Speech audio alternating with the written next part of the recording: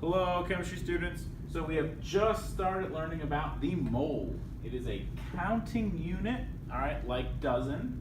So if I had written dozen up here, we know dozen equals 12, but the mole represents 6.022 times 10 to the 23rd, very massive number. All right, if I were to write it out, it would be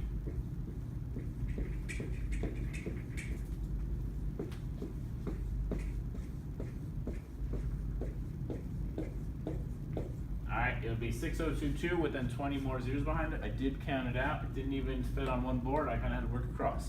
All right, massive number, but we use it specifically when we count the number of atoms of an element. Atoms are so incredibly tiny that when we have this massive number of them, it starts to look like a reasonable number. So in learning the mole, we also learned the molar mass. All right, that is on the periodic table. The same number as the average atomic mass, and the way the molar mass works, it tells you how heavy 1 mole, or 6.022 times 10 to the 23rd atoms are of any one of these specific elements. So we're going to look at element number 41, niobium, all right, because that's my favorite element.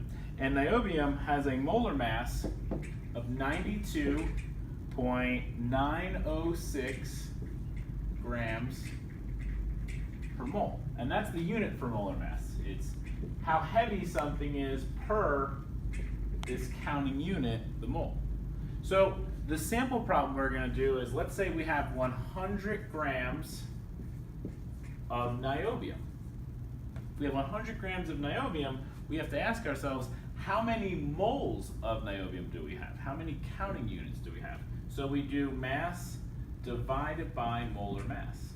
So we have the mass of the niobium. Now we divide by 92.906 grams per mole. Now we should be able to think and say, hey, 92.906 grams is how heavy 1 mole of niobium atoms are. All right, 6.022 times 10 to the 23rd niobium atoms altogether. If we have 100 grams, we have more than a mole. So we should be getting a number larger than 1 over here. And when we go to the calculator, all right, we're going to do 100 divided by 92.906, and we're going to get 1.0763 moles. And I'm going to round to reflect my significant figures. And what's going to be interesting this year, when we use the molar mass from the periodic table, that's usually going to limit or give us the worst measurements. That's where a lot of our significant figures are going to come from. The molar mass measurements on the periodic table.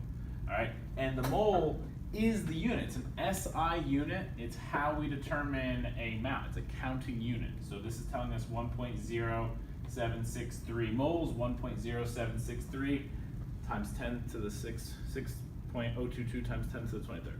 All right, so it kind of comes together. It's a counting unit. It's a massive number. It's like saying a dozen, but it's a chemist dozen, so it's much bigger. Really big number, but we only use it for individual elements or for compounds, and we'll be looking at compounds over the next couple of days.